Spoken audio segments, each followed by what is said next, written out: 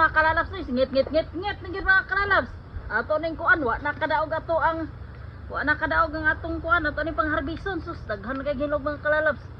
Oh. Nao. Daghang kay ginog ato ni butang dire. Mapuno siguro ni. Ah. Daghan pa kay diri mga kalalabs.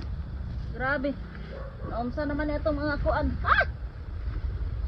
Ato na ni silang pangharbison mga kalalabs. Grabe yung dagana. Oh, sus. Oh. Apa diri nangatago na ni. Daghan kayo. Oh. Mga pali. Pwede yung dagana. Kuha garo tani 2 kilo ba? Sa kinilang daan 2 kapunuan. 2 ra ni siya kapunuan mga kalalabs.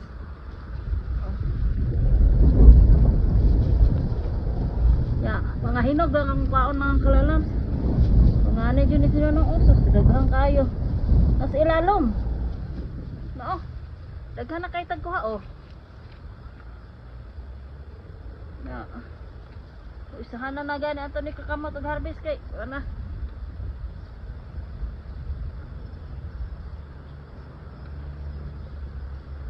Yan ako kining hinog yung kwaon kay dito siya klasiha mga kalalabs, pero mao lagi mga kalalabs dili kadaog sa iyang mga bunga kadaghan ba.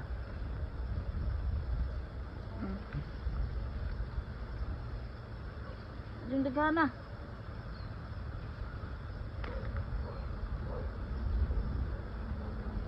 Ang mga pula kaya tong kwaon.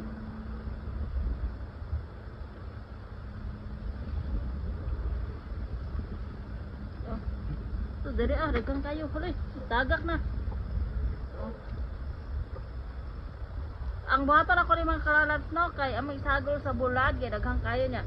Kini mga pula ako ning ikuan bulad sa adlaw ba. Oh. Kini atong kanon. Ay kini sigurong uban ako na lang guro na ako ning uban mga kalalabs. Okay. O daghan jud kayo na. Daghan. So sunod lang ning uban ni no. Ay. Agoy nabali. Sus nabali. Pero pwede ra na Okay na atong kuan. Nahabis na tayong hinog no sa 2 puno. Meron pang medyo pink orange mga kalalabs. Yan iniwan ko muna. Ito mga ganito ba. Pero pwede din natin kunin. Kasi pwede na yan oh. Okay na mga kalalabs. Kaya para makapag-relax naman yung mga kuan ba oh. Kunin na lang natin.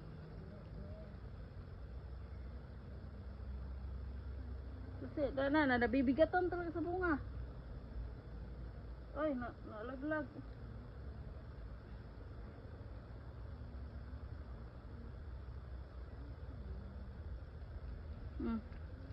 Ay, ito siya na siraan siya. Kuha pa tayo doon mga kalalabs oh.